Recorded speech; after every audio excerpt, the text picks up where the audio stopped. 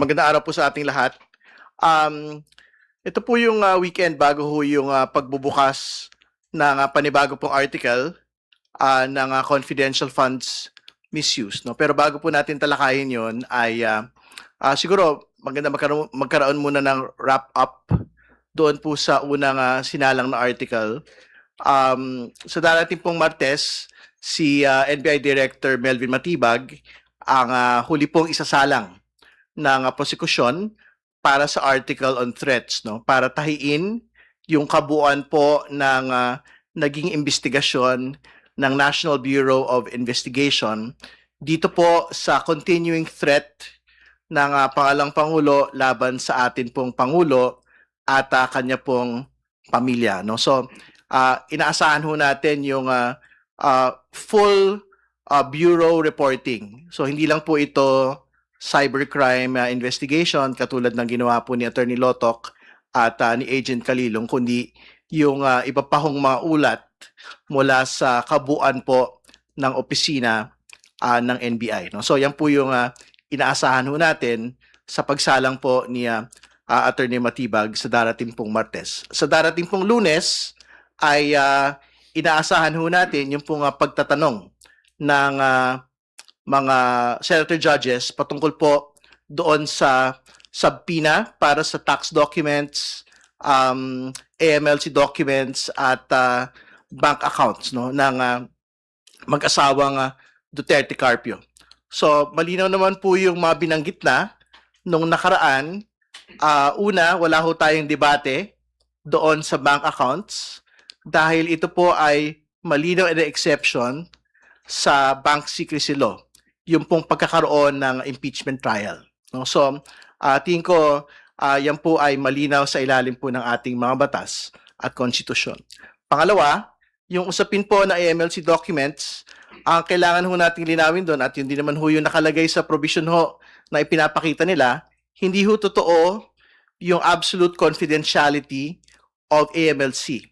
Kasi meron din ho kalangkap noon pong provision na binabanggit ho nila on confidentiality of AMLC, yung pong pagkakaroon ng information sharing mechanisms with other agencies, no? So, ibig sabihin, hindi ho totoo na absolutely hindi ho pwedeng mag-disclose ang AMLC. Ganon din po sa BIR, no? Kasi ito pong mga dokumento pong ito, in ordinary courts, hindi ho Senate Impeachment Court, pwede po itong ipakuha para maisabpina ho so that we can achieve the truth, no?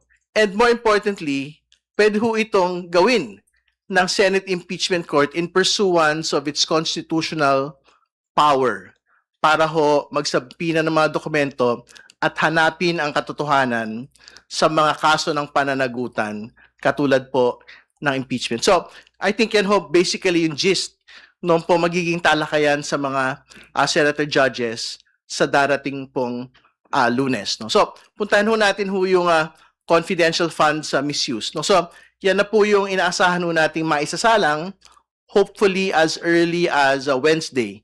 Kung wala naman ho extensive na direct and cross sa darating pong Martes on Attorney Matibag. So, yung confidential funds misuse, ito po yung isa sa mga pinaka-inaantay ng bayan na talakayan at presentasyon po ng ebidensya dahil pag-uusapan ho dito yung mga malalaking mausapin. Pag-uusapan yung Mary Grace Piatos, Milky Sikuya, at iba pa hong mga pangalan na kumuha, tumanggap ng confidential funds mula sa Office of the Vice President. Mapag-uusapan po dito yung pong mga similar na mga pirma nito pong mga taong ito, kung saan sinabi na parang ilang tao, isang grupo lang ang pumirma para sa mga tao pong ito.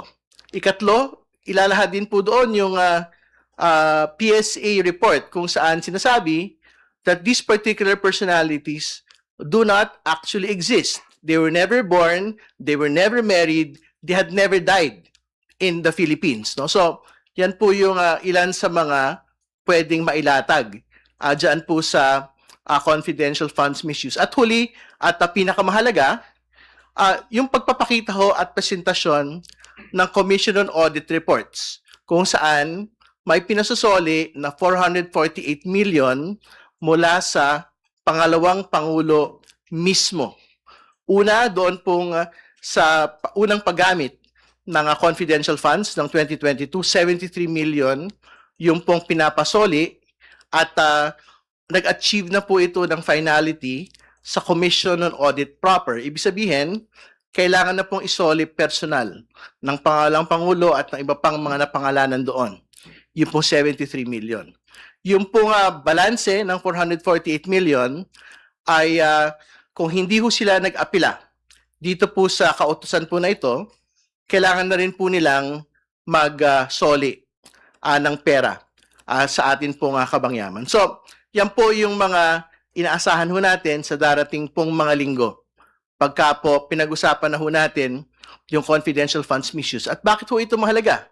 Mahalaga po ito dahil pera po ito ng tao. Hindi po ito pera ng pangalawang Pangulo na pwede ho niyang pagpasyahan kung saan lang po ito pwedeng gamitin.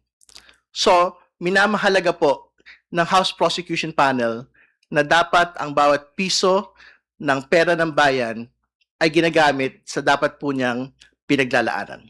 At yan po yung basically puso nito po ang confidential funds misuse article.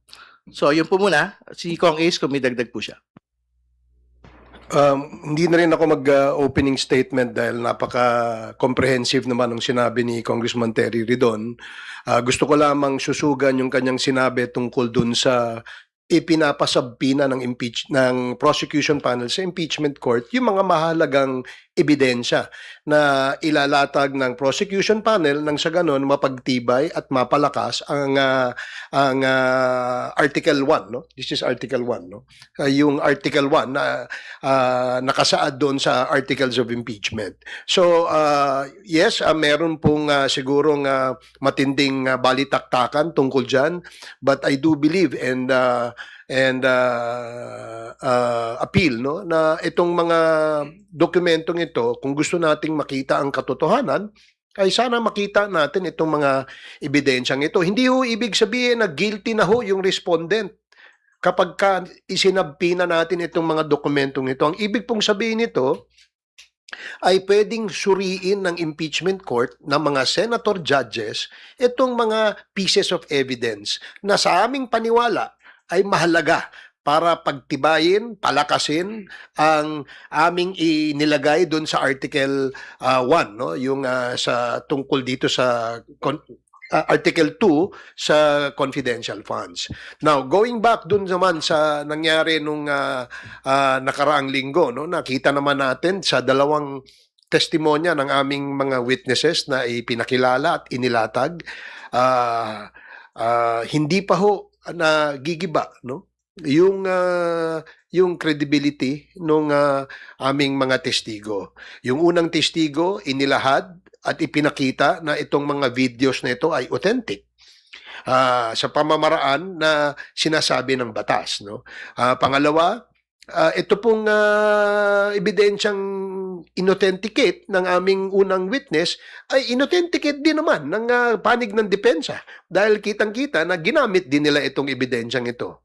Dito naman sa pahayag o sa statement na ginawa ni Attorney Jeremy Loto, sinabi niya rito sa kanyang testimonya na meron silang nakitang basihan, no, para makapag-file base sa kanilang investigasyon para makapag-file sila ng 3 counts of grave threats at saka isang kasong inciting to sedition against the respondent. So ito mahalagang makita at matukoy natin sa pamamagitan ng paglalahad ng ebidensya. Kaya nga kami nakikiusap na kung maaari gusto nating makita kung gumagana ba yung ating accountability mechanism sa pamamagitan ng magpapakita ng ating mga ebidensya. Palagay ko mabubuo ang konklusyon sa isipan ng ating mga husgado. So yun lang ang gusto ko idagdag sa sinabi ni Congressman Terry Ridon. All right, we are now ready to receive questions. Han? Kongs, good morning. Sir, good morning, Sir Is. Ayon po sa palasyo, wala pa pong natatanggap na request si Pangulong Marcos para sa authorization na mabuksan ang sealed BIR documents. Sinabi din nila na posibleng ang request ay maring manggaling sa House Prosecution o sa Impeachment Court. Sa panig po ba ninyo, maghahain po ba ang House Prosecution ng request kay Pangulong Marcos para sa authorization na ito at hintayin na lamang ng magiging aksyon ng impeachment court? Sa punto pong ito, mahalaga po nga antayin muna natin yung pong desisyon no, ng Senate Impeachment Court. Katulad po ng nagdaan ho namin pagtingin ay hindi naman ho kailangan yung pong authorization ng Pangulo ng Pilipinas for a subpoena to be issued. No? So, antayin lang ho natin yung pagtingin po ng Senate Impeachment Court. So kung halimbawa, sabihin nila na necessary yung authorization, then it is something that we will consider and then we'll probably comply on. No? So, tingin ko yun yung mas mahalaga kasi para sa isang bagay na pinag-usapan ho natin, BIR doc, kasi totoo lang, hindi lang mo impeachment ito. Do they actually mean na yung pong ordinaryong tao na meron hong halimbawa tax evasion case sa the Department of Justice, isasalang sa korte, ibig niyo ho bang sabihin each and every tax case ng ordinaryong tao, hindi ho impeachable official, will require the authorization of the President for these documents to actually be subpoenaed by ordinary courts? I don't think so. Which is why, very important ho, antayin po natin yung pong pagtingin ng Senate Impeachment Court kasi sinabi naman na ho namin, meron hong constitutional power yung pong Senate Impeachment Court to issue subpoenas to get at the truth. No? So, kung sabihin ho nila, they would want to be on the safe side and would require presidential approval for the unsealing or opening of BIR documents, then that is the time that we will probably have to comply. Ganun din ang aking pananaw. No? Siguro hintayin natin ang desisyon ng impeachment court at marami namang mga remedies no, na pwede. Ang mahalaga dito is that ang aming panawagan, makita ang ebidensya, mailatag ang ebidensya, masuri ng ating mga impeachment court judges o senator judges at nang sa ganun, makapagbuo sila ng konklusyon at desisyon pagdating ng panahon. Sir, another question. Just a reaction lang from you. Kahapon po sinabi sa press ko ni Jose Castro na inaasahan nila sa impeachment trial next week ay walang drama, walang pagtatago ng katotohanan at walang pag-iwas sa totoong issue. At ang mahalaga ay lumabas ang katotohanan. Ano po yung reaksyon ng House Prosecution sa pahayag na ito? Sa inyong pananaw, paano ninyo masisiguro na mananatiling nakatuon ang paglilitis sa ebidensya at sa mga isyong nakasaad sa articles of impeachment? Tingin ko nakafocus naman ho yung prosecution panel sa una, ebidensya. No? Yan naman ho yung gawain nitong nakaraang mga linggo. Pangalawa, sa totoo lang ho, hanggat maaari naman po ay matapos na po ito. Kumbaga, the sooner that we are able to end and for the senator judges to be able to decide on the case, mas maigi para sa prosecution, tingin ko, para sa buong bayan. Hindi ba? Para magkaroon na po ng resolusyon ito pong bagay na ito, which basically requires na hindi ho tayo pwedeng mag-delay, hindi ho tayo pwedeng makupot sa drama-drama. And I don't think it is the business of the prosecution panel to undertake drama in such a matter of high importance. All right. Haji?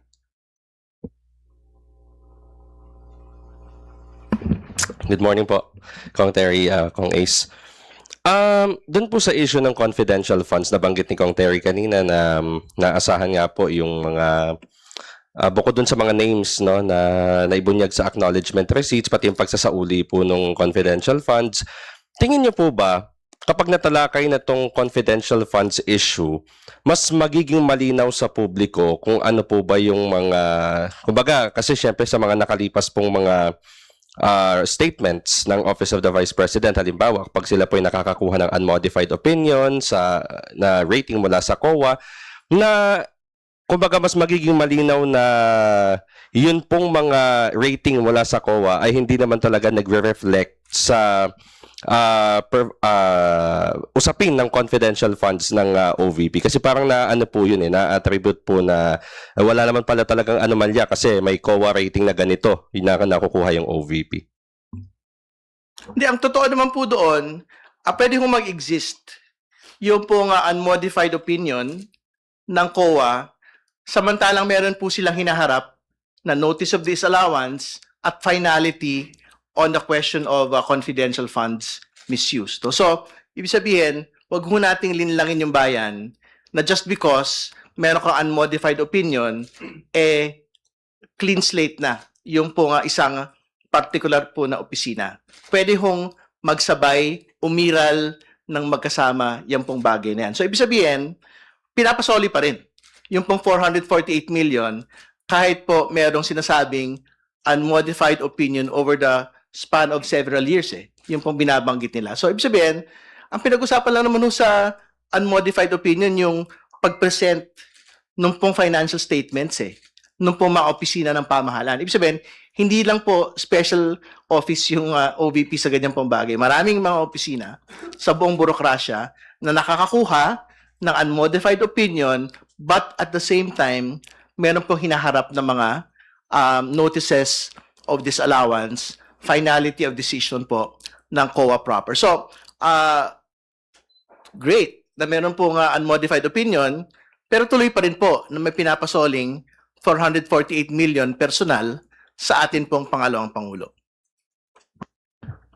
Well, ang pinakamahalaga dito, bukod dun sa unmodified opinion and notice of notice of disallowance, yung pinaka-final decision ng ating COA. Kasi ito nagpapatunay lamang na may proseso na ginagawa ang Commission on Audit to arrive at a decision on an issue that is of national importance. Bakit?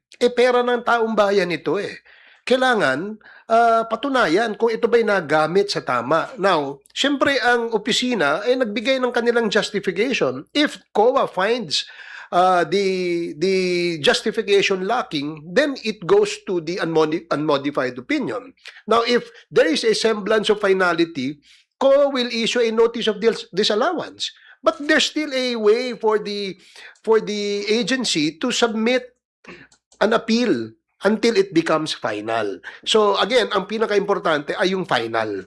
No, ano ba yung final? Sinasabi dun sa final na decision, itong mga period na ito na kung saan ginamit sa confidential funds, isoli nyo itong perang ito. Ito naman sa period na ito, na ginamit nyo rin dyan, isoli nyo ito. And there are still others coming, no, if I'm not mistaken. Marami pa siya marami pang ano. So again, ang what is really important na maintindihan din ng ating mga kababayan, hindi yung unmodified opinion, hindi yung notice of disallowance, kung ano ang final decision ng ating Commission on Audit. Doon natin tingnan. Okay. Last question na lang po. May survey po na lumabas sa social weather stations. Tumaas daw po ng 2 points from 29 to positive 31 ang net satisfaction rating ni Vice President Sara Duterte. Although, the survey was conducted from June 20 to June 29, so prior po na magsimula yung impeachment trial ni VP Sara sa Senate. So, ang question po, do you think after po na masimulan yung impeachment trial, narinig na po yung Article 4 o yung grave threats, magbabago po kaya yung satisfaction ng publiko sa performance ng Vice Presidente? Or in any way, makaka-apekto po ba yun sa rating ni VP considering na nag-umpisa na nga po yung trial? Well, una mo sa lahat, kailangan mo nating balikan yung ibig sabihin ng satisfaction ratings, no? Kasi mahirap na itali po yun doon sa impeachment proceedings. Kasi I think ang basic question ho on satisfaction ratings ay ano ba ang pagtingin po ninyo sa gampanin ng atin pong pangalawang Pangulo over the course of this particular period. So, I don't think nakatali siya doon sa ongoing impeachment proceedings against her today. No? Kasi baka pagka mas pointed yung question, do you actually support the impeachment proceedings against the Vice President? Tingin ko, that is the proper question relating to the impeachment proceedings. No? Kasi basically satisfaction ratings are performance ratings. Eh. So nakikita din naman ho natin yan. For example, the president had a better rating for this particular quarter. So tingin ko mahirap na i-conflate yung pong satisfaction performance ratings on how the impeachment proceedings, not just at the level of the Senate, but also at the level of the House, is when it is being compared to the performance of the Vice President. But would you say, sorry, kung trust po yung pag-uusapan, pwedeng bumaba? Hindi, we have to wait for that trust rating. Pero alam po niyo, there are surveys po kasi relating specifically to public support for the impeachment. So I think that would be the most relevant survey question and survey result. So kung meron po yun, kung tumaas man yan o bumaba, yun po yung may actual impact sa pinag-usapan ho natin on the Vice President and on the impeachment proceeding. Ako dagdagan ko lang yung sinabi ni Kong Terry, no. Na it would be interesting to note, no, in this survey na lumabas na lahat po ng lahat po ng mga mga personalidad na kasama diyan sa survey na yun, ay tumaas po yung kanilang net satisfaction ratings. At itong ang ibig sabihin lamang nito para sa aking personal na opinion ay nakita ng taong bayan na itong mga personalidad nito ay nagtatrabaho, no? Tatrabaho. And this is quite a good impression that they will leave to the Filipino people. Ngayon, it would also be interesting to see the results. Maybe after the issue of the impeachment has been asked, no? Kasi wala pa naman nagtatanong niya. Ang unang tanong kasi, interesado ba kayong makita o madinig ang impeachment? At 80% ang nagsabing oo. Diba? So, from that particular baseline, then we go, kung nakita na nila ito ngayon, yung after the first article na tapos, siguro it would be also interesting to see kung ano yung magiging resulta. Yan ang aabangan natin. Bernard, your follow-up? Good afternoon, Kongs. Yung rating kasi, may mga narrative ngayon yung mga trolls na ang taas ng rating ng next president namin eh. So bakit niyo ituloy yan, yung impeachment? Is that the reason para huwag na ituloy yung impeachment? Well, sa aking palagay, hindi dapat rason. Ang impeachment kasi ay proseso ng accountability eh. At mahalaga ito, kaya nga ito ay nakasaad sa ating saligang batas because hindi pwedeng ibig sabihin kung ikaw ang mataas na opisyal ng gobyerno, kapag ikaw ay gumawa ng mga paglabag sa batas, ay wala ka ng accountability dapat harapin.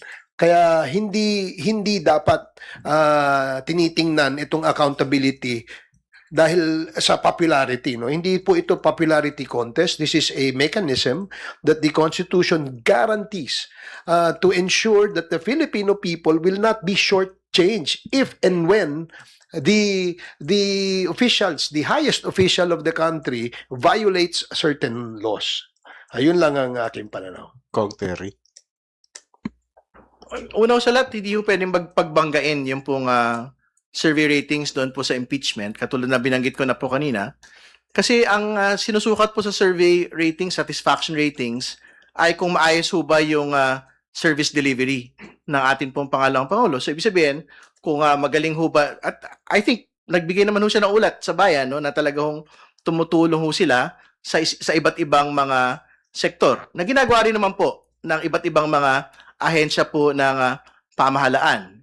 Pero, hindi ibig sabihin nun, hindi siya pwedeng sukatin ng Senate Impeachment Court patungkol doon sa mga paglabag ng konstitusyon at mga betrayal of public trust, no, na ginawa po ng ating Pangulo in the past. No? So, congratulations dahil mataas po yung kanyang satisfaction ratings, pero tuloy pa rin po yung impeachment proceedings laban po sa pangalang Pangulo dahil ang pagpapanagot sa kanya ay mas mabigat na usapin kaysa sa kahit ano pa. Alright, siguro, Follow before that, Bernard, let us first recognize our guest, the member of the prosecution panel and also acting as a spokesperson for the prosecution team, Attorney Benjamin J. Tolosa Jr. Hello. If I could just also add a quick answer to that. Sabi nga ho ni Kong Ace, no, this is not a popularity contest. It's a constitutional accountability mechanism. Ano? And it would be good to remember what happened during the impeachment trial of the late CJ Corona. No? Matatandaan ho natin, at the start, hindi ho mataas no yung suporta ng publiko dun sa impeachment proceedings. But when they started to see the evidence no, that were presented in the course of the proceedings, the tides change. Kaya nga ho lagi naming hinihingi. No? Wag ho nating pangunahan itong proseso na to. Pinapakiusapan ho natin yung mga kababayan natin no, na subaybayan natin ng mabuti itong impeachment proceedings. Pakinggan at suriin natin lahat ng ebidensya. No? At kung siguro magkakaroon ho ng mga survey tungkol sa bagay na to, it's very premature to do it at this time. Gawin ho natin yan no? Kapag narinig na ng taong bayan ang malakas na ebidensya. To be fair, hindi lang ng prosecution, pati ng kabilang panig, pag nandiyan ang ebidensya, then let's hear their opinion about it. Yun lang ho. A follow-up.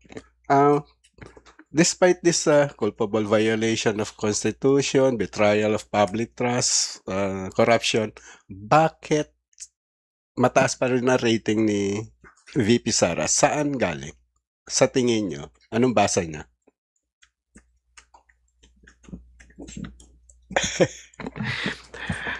Mahirap sagutin yun eh. Kasi I think kung alam natin kung ano yung tanong doon sa survey, siguro more or less magkakaroon tayo ng picture kung ano yung posibleng dahilan no kung bakit no.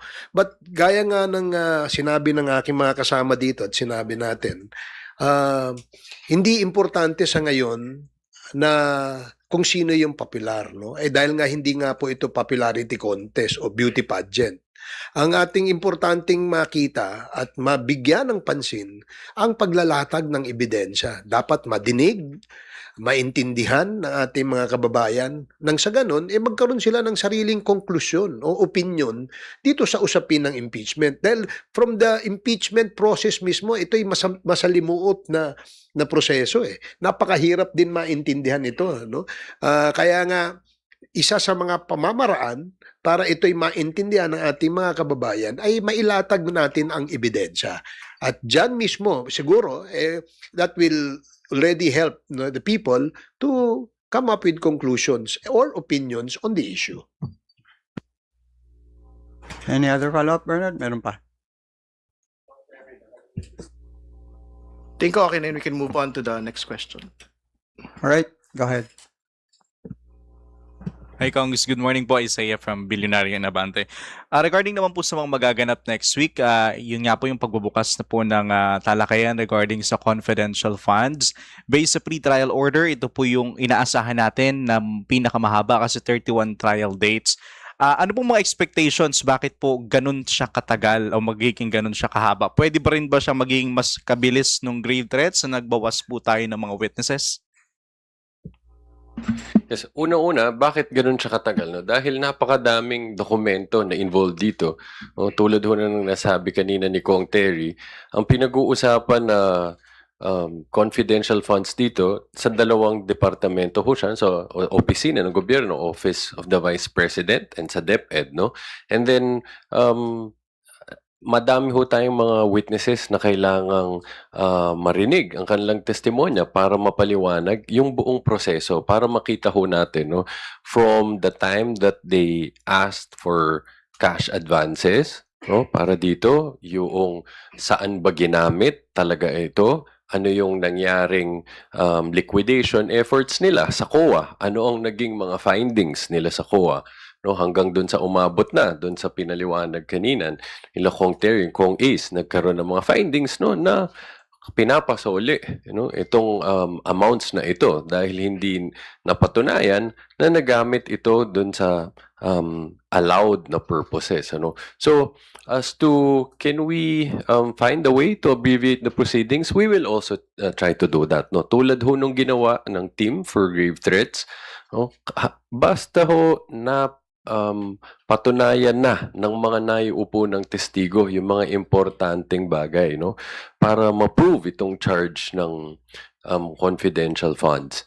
Hindi pwede na din ho nating ipagpaliban na or altogether waive already yung presentation of other witnesses. You will remember we waived presentation of I think 6 witnesses in the grave threats. Ganon din naman ho yung plano natin dito, no? If there are witnesses that could be dispensed with, we'll also try to do that. Again, cognizant naman ho tayo, no, dun sa sentimiento ng impeachment court and mga kababayan natin, ayaw nating magtagal to pare-pareho. No, but tulad ho ng sinasabi namin, we'll also ask for some patience from everyone, di ba? Dahil gusto nating mabilis, pero ang pinaka-importante, more than dun sa mabilis, yung mailatag natin ng mabuti, yung ebidensya. Para ho kapag darating na yung panahon, para humatol na, nakabase siya sa buong ebidensya na importante at relevant and material dito. Baka sila Kong Terry po and Kong Ace may sagot. Hindi, katulad ng binanggit kanina, nakabatay naman po yun doon sa pagtakbo ng day-to-day na paglilitis po natin. Ano? So, ibig sabihin, kung masapatan na po yung confidential funds misuse team, doon po sa naging takbo at latag po ng ebidensya, tingin ko mas kaya pa po nating mapabawas. No? Yung pong bilang po ng mga testigo. Pero syempre, kung kailangan ho itakbo yung entire length ng pong presentation of evidence with the entirety of the witnesses, then that is something that we would also do. No, so antayin na lang ho natin siguro yung pong pagtakbo nito pong bahagi po na ito ng paglilitis. Well, gaya ng sinabi ni Attorney Tolosa at saka ni Congressman Terry, kapag sufficiente na yung naipakita na ebidensya and nakapagbigay na ito ng lakas at tibay dun sa kaso o dun sa article na yon, then perhaps the prosecution panel may consider shortening it or expediting it by what? One, perhaps withdrawing some of the witnesses that are listed in the pre-trial brief. No? Number 2, siguro kapag maganda yung pagkakalatag ng testimonya ng mga witnesses na yon at nakuha na ho natin yung meat o yung laman mismo ay sufficient, then perhaps nasa yung nagde-direct, siguro medyo pwede nang bawas-bawasan ng konti yung pagtatanong, di ba? If you notice this past 5 days, wala naman sa direct examination ang mahaba eh. 'Di ba? And kaya nga siguro dapat tanungin din natin kung meron ba silang ding paraan paiksiin without sacrificing of course yung katotohanan at saka yung due process. Alright, thank you po. Last question ko na lang po yung regarding pa rin sa Confi Funds. Posible pa rin po ba na isa sa mga una nating iharap si Ramil Madriaga? Though nung humarap na po siya ng House Committee hearing na sinabi po niya yung 125 million na gastos lang in 1 day. Can we say na siya pa rin, siya ang star witness natin for confidential funds? Wala naman hong tinatakda ng star witness sa kahit ano pong articles of impeachment. We will decide as we go along the trial kasi very important ho mailatag muna yung pong mga dokumento on confidential funds misuse. No? So, yung pong mga PSA report, yung pong mga acknowledgement receipts involving Mary Grace Piatos. No? And then, we will decide kung sino pa ho yung mga dagdag na mga witnesses. Nakalagay naman ho si Ramil Madriaga doon po sa listahan ng mga witnesses. So, we will ask for the subpoena as soon as we get to that point. And as to identity of the first witnesses that will be presenting in connection with the confidential funds, we've already informed the court about this. So, ang nasabi ho natin dyan ang una, House of Representatives Legislative Archives and Museum Management Service Director. Tapos ho niyan, 2 bank managers ng Land Bank of the Philippines. Alright, thank you po. Alright, Red, your turn. Good morning po. Last ko na po to dahil lilipat na ako ng beats. First off, Attorney Tolosa, bakit po, kasi po may mga nagsasabi po na kaya daw po winidraw si Attorney Zuleika Lopez and si Captain Bello ay baka daw maging more damaging pa daw to sa prosecution than sa defense, na baka mabaliktad pa yung narrative nung pagkakakulong or yung pagkakadetain kay Attorney Lopez. So, what do you think po doon sa narrative na parang iniiwasan po ng prosecution na mabaliktad pa yung narrative na na-establish na po ng dalawang NBI witnesses po natin? Tulad ho dun sa pinaliwanag during the previous hearings and even the previous press conferences, maliwanag yung rason bakit hindi na kailangan pang ipresenta itong dalawang witnesses na to.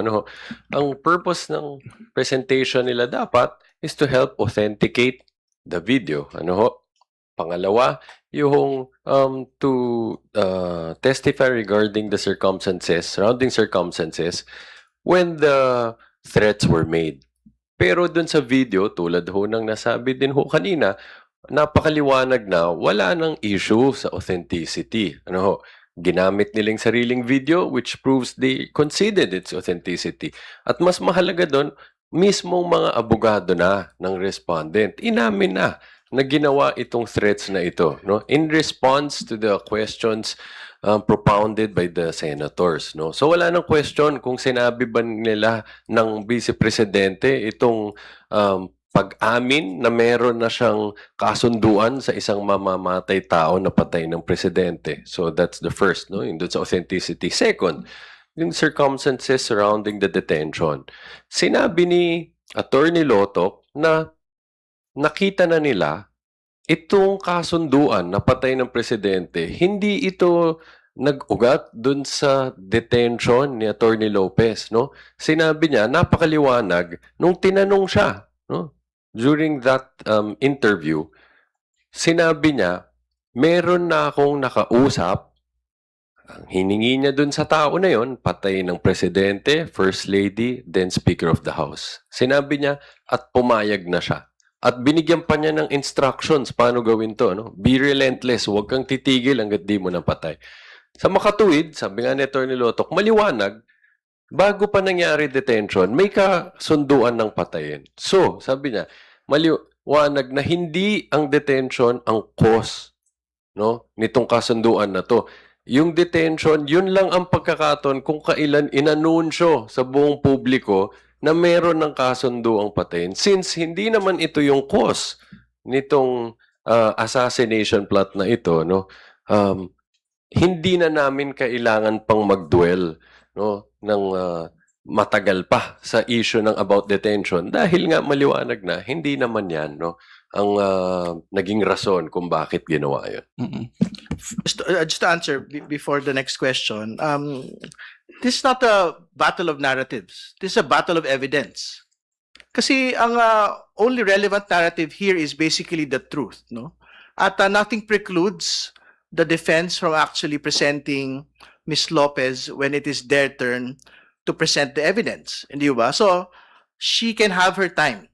Pagka ho yung pong depensa, yung pong magpipisinta na po ng ebidensya. And I think Attorney Tolosa had made it already plain na sapat-sapat na ho yung pong testimonya ni Mr. Calilong, ni Mr. Lotoc para ipakita po yung pong pagpapatotoo ng pong pagbabanta ng pangalang Pangulo sa Pangulo at sa kanya pong pamilya.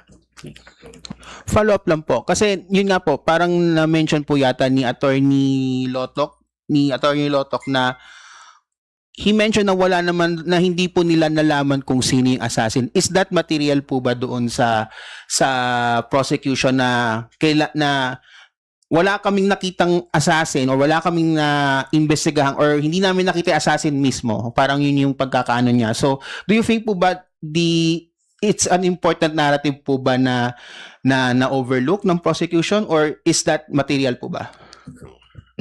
To answer the question, again, on threats, hindi humalaga na meron pong contracting of an assassin. Yung pong pinapanagot po nito, yung pong pagbabanta mismo, and that has been established, authenticated by Attorney Lotoc and Agent Calinong. So, yun lang po yung mahalaga ron. Ang binabanggit lang naman po ni Attorney Lotoc, as far as he is concerned, doon po sa Cybercrime Division, he does not have information whether or not meron po talagang person contracted to kill the Vice President. No? So, but in the next week naman po, Attorney Matibag will be presented as NBI Director. So, baka pwede mong maitanong doon kung if he has in fact information on whether or not there has been a contract to kill the president. No? So, yun po yung malalaman pa ho natin with some finality pag sinalang po siguro si Attorney Matibag kasi yung pong limitation ni Attorney Lotoc ay sa trabaho lang po niya bilang Cybercrime Division Chief.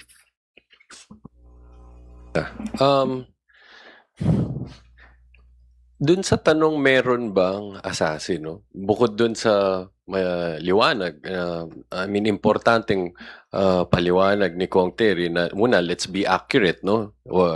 Walang statement to that effect na as if the NBI never found any information about this assassin, no? Sinasabi nga niya, lagi niyang tinuturo, it's the intelligence service. So, kaya nga hintayin natin yung next na witness namin. But pangalawa, dun sa question, meron bang assassin o wala?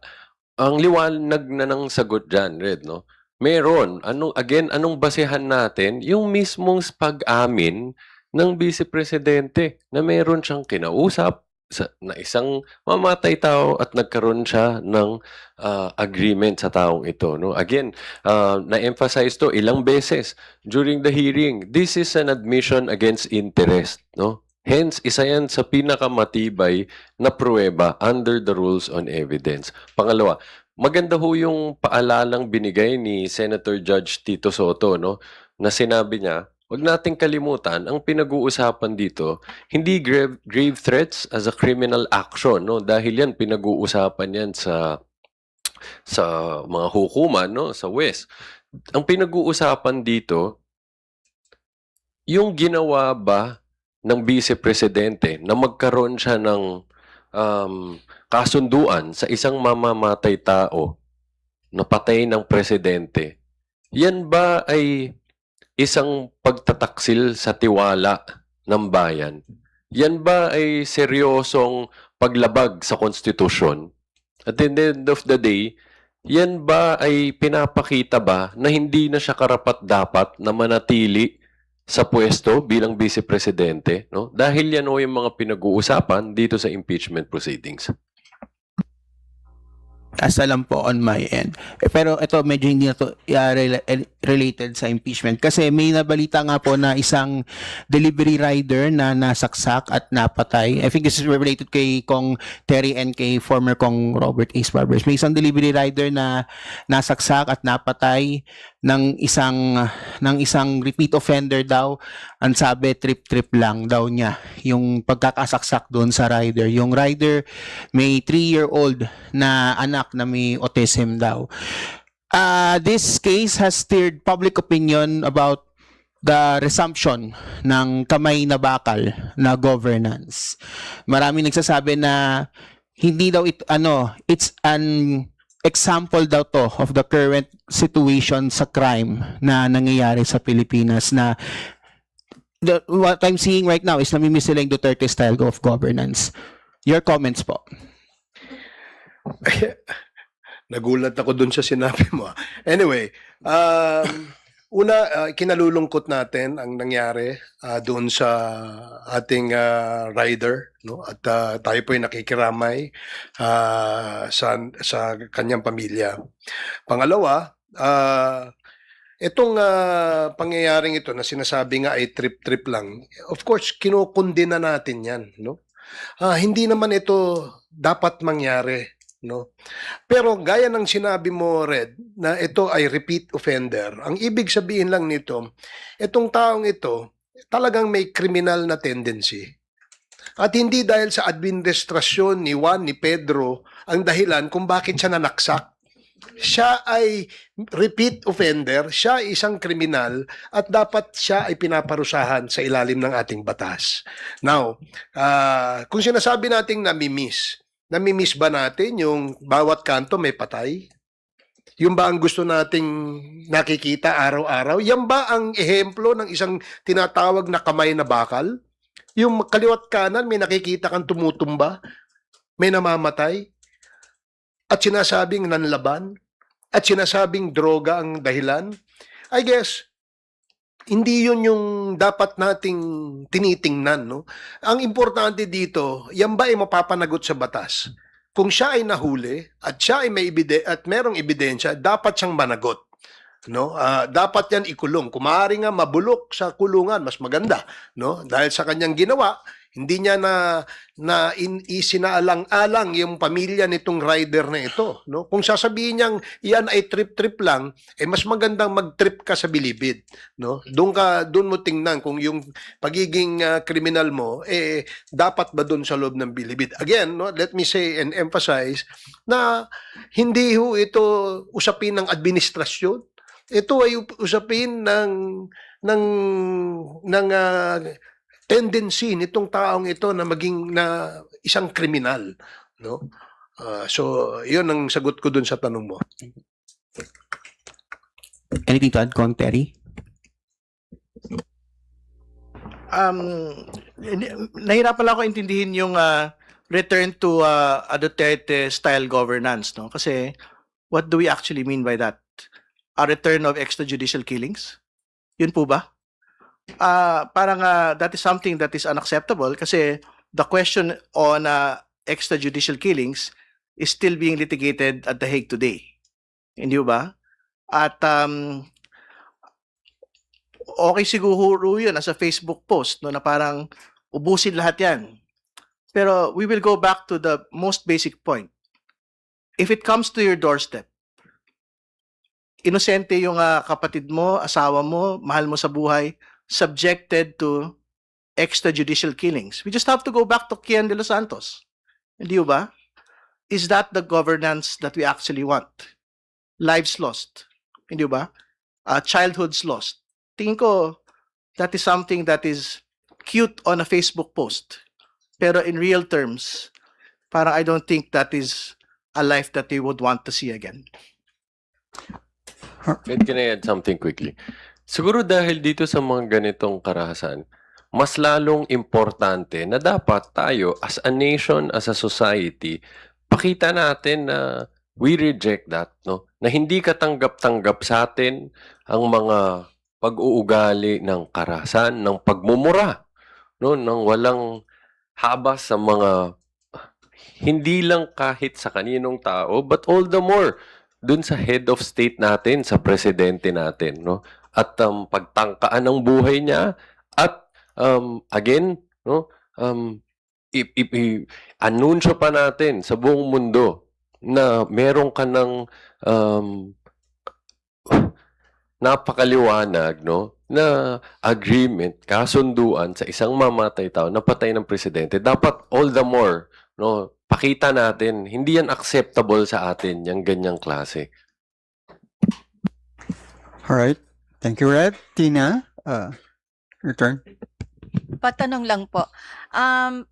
Bakit daw po hindi kinuha si former NBI Director Santiago as a witness of the prosecution in the articles on grave threats when he was the NBI Director when the VP had her online press con and he is listed as a witness of the defense? Ang totoo naman ho, pwede ho siya sanang i-consider na witness ng prosecution. Pero yung po kasi talagang merong most direct participation po dito sa investigasyon on threats was Agent Kalilong and Attorney Lotok, no? So, tingin ko sila naman ho yung pinakamahalaga. And syempre, as NBI Director, meron siyang general oversight over all of the activities, which is something that Director Matibag can actually undertake as well. Kasi our understanding, nung pong nagkaroon po ng palitan, lahat po ng reporting, not just on the threats, no, kundi the entirety of the bureaucracy of NBI had been transferred to Attorney Matibag completely. No? So, there's no reason for that. It's really na yung pinaka may direct contact naman po talaga on the threats matter would be the rank and file agents, yung pong division chief, no? At ngayon nga syempre kung ano ho yung continuing updates, no, on the threats in general. It is something that Attorney Matibag can actually undertake.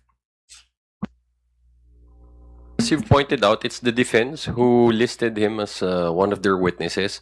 And of course, they're free to do so when it's their turn to present evidence. Kaya nga ho, sa ngayon, hintayin ho natin yung magiging mahalagang testimonya ni NBI Director Melvin Matibag. At masasagot ho yan, yung katanungan, bakit siya yung pinili naming paupuin as testigo. Alright, thank you, Tina. Follow up. Pwede follow up lang po. Kasi recently meron pong statement po itong si Director Santiago na yun nga raw pong Operation Romanov, yung plot daw po supposedly to eliminate the Marcos family and not the Vice President. So, hindi po kaya maganda rin na naisarang siya doon or yun nga, o doon na po talaga tayo napunta sa pag tukay kay Matibag na po. Continuing Director. Well, gaya rin ng pagkakaintindi ko doon sa naunang video na kung saan yung si Mayor Baste ang nagsasalita. Pagkakaintindi ko, ito ay isang parang pahiwatig, no, sa ating Pangulo na posibleng mangyari yung sinasabing Romanov tragedy at saka Mussolini tragedy, no? Kung hindi daw babaguhin yung kanyang direksyon na tinatahak. So I guess I subscribe to the logic presented by Director Santiago in saying that this is actually a threat, no, to the first family. Alright. Rosalie, your turn. Morning, sirs. Kahapon po may nabanggit po si Representative Joel Chua on the possibility of waiving an article or two if necessary. What is your take on that? Well, ganun pa rin naman po yung tactics, no, na pwede yung i-undertake ng prosecution pagka naman ho, tingin ho namin ay sapat-sapat na ho yung mga naunang nailatag na mga articles to secure a favorable result, no, dito po sa impeachment proceedings po natin. So, I think that is still on the table. As to what it will be, syempre, we will have to decide when we get to that point. Pero, yung confidential funds issue, syempre, kasado na ho yun. Dahil we will be subpoenaing witnesses already for next week. We have to decide when we get to that point. So, kung maganda ho yung pagkalatag ng ebidensya, then these things will be discussed again at that point. Yung article na hawak niyo po, willing po kayong i-drop if ever po maayos yung pagkakalatag sa confi funds misused. Tingnan ho natin. Hindi naman ho tayo nagsasara. But I think we have to be very clear na yung pong unexplained wealth, yung beating heart nito pong impeachment trial kasi ang pinag-usapan ho talaga natin dito, yung pong mga bagong mga ebidensya, no, na marami ho doon hindi pa nailatag doon sa House Justice Committee proceedings, and I'm quite certain interesado din po yung mga kababayan po natin na malaman po yung katotohanan sa likod po nito. So, we will decide when we reach that point. How confident are you po, sirs, na matatapos po natin yung process ng impeachment trial and no eventualities will cut short the process? Well, tingin ko naman magtutuloy-tuloy po ito within the period that had been granted by the Senate Impeachment Court. Pero katulad ng nakita na ho natin, I think halos isang buwan ng trial dates, no, yung pong naitabi dito po sa pagbabawas po ng witnesses. So, hopefully, pagka naman ho, masapatan ho kami doon sa mga unang ipipresenta pong witnesses, baka mabawasan. Actually, yung confidential funds misuse po, yung pinakamaraming trial dates hindi ba? So, if we are able to cut it short, to be able to move on to the next, I think that is something that we would want to see as well. Vivian? Question. Tama po ba sabihin na, well, as you mentioned na beating heart, itong alleged unexplained wealth na article, tama ba sabihin na off the table yung pag-waive sa presentation nitong article na to? Just to follow the logic of what Congressman Joel said, no? So, yung waiving of articles in the future will be discussed when we reach that point, no? So, syempre, kung tingin naman ho namin okay na kami at confidential funds and we really would want to abbreviate the process, then waiving even that will still be on the table, hindi ba? Okay. Opo, mag-off topic lang po ako regarding po sa legislative work. Meron po bang any adjustments on your part since more than a week na lang po magsisimula or mag-open na po yung second regular session ng 20th Congress at kasabay nitong impeachment trial? Ang totoo naman ho, kailangan ho hatiin ng mga House prosecutors yung trabaho nila bilang House prosecutor, bilang legislator, at bilang merong mga constituencies, no? At mga sektor. So, yung po nga 7 araw sa linggo ay hahatiin po talaga namin. Tuloy naman ho yung bills filings at 16 naman po kami sa panel. So, pagbalik po ng Kongreso, doon sa legislative work po namin, so kung meron po mga committee hearings na kailangan pong puntahan dahil meron kaming bills or meron po kaming mga sinusupport na mga usapin, syempre maghahatian na lang po kami ng trabaho doon sa bagay po na yan. Kasi halimbawa, doon naman sa confidential funds misuse, hindi naman ho ganun kalaki yung team. So yung mga hindi ho deployed for that particular article can basically focus on much of their constituent and legislative work. No? So tingin ko, yun naman po yung, this is the work that we had took upon ourselves. No? But it is something that we would want to be able to deliver on in the best manner that we can. Okay po. More than a week before the State of the Nation address of the President, you have always highlighted that the impeachment trial is a constitutional mechanism to uphold accountability and rule of law. Would you consider the impeachment trial commencement an accomplishment under the PBBM administration, especially that since 19 Congress ay pinopursue ng House of Representatives ang impeachment against the Vice President? I wouldn't say that it is the president's accomplishment kasi impeachment proceedings are entirely a legislative matter, no? Within the legislature matter po ito. So it is something undertaken by Congress, it is something undertaken by the Senate, no? So hindi naman ho kasali yung pong pangulo dito po sa bagay na ito. I think from the House's perspective, tingin ko malaking bagay po ito, no? Pero I'm not quite certain whether or not it is something that the president should take on as a part of his State of the Nation address, because it is an entirely a legislature matter.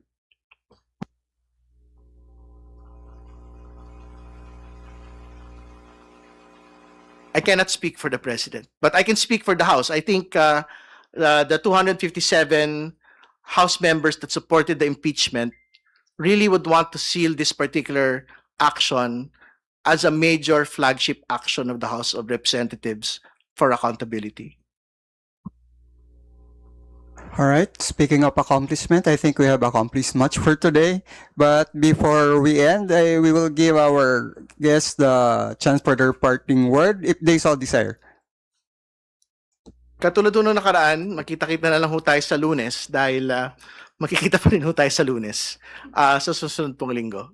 Antabayanan po natin yung pong mga updates po sa paglilitis ng atin pong pangalawang Pangulo.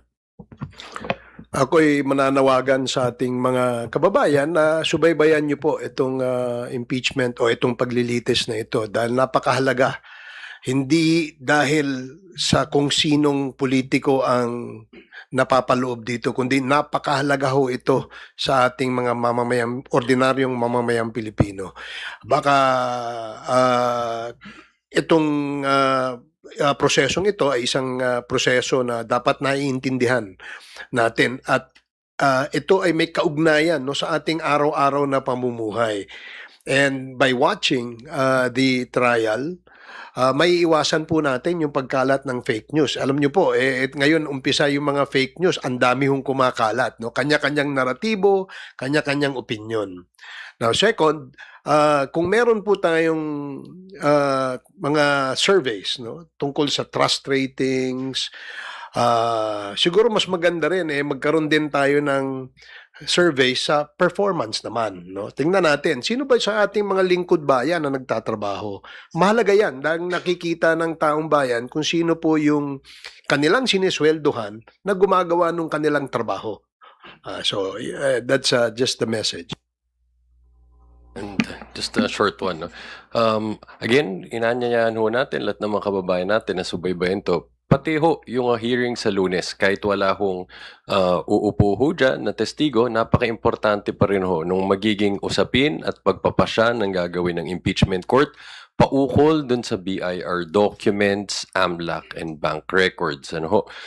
Dahil dito, again, this is an important constitutional mechanism to ensure an exact accountability. No? So, para ho makita natin ang buong katotohanan, no, paukol dun sa kayamanan ng Vice Presidente, napakahalaga ho na itong mga dokumento ito ay makita at masuri nating lahat ng impeachment court, pati ng ating mga kababayan. Yun lamang ho. Salamat.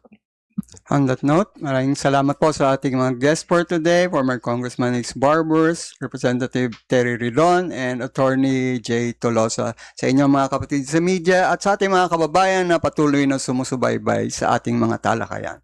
Magandang tanghali sa ating lahat.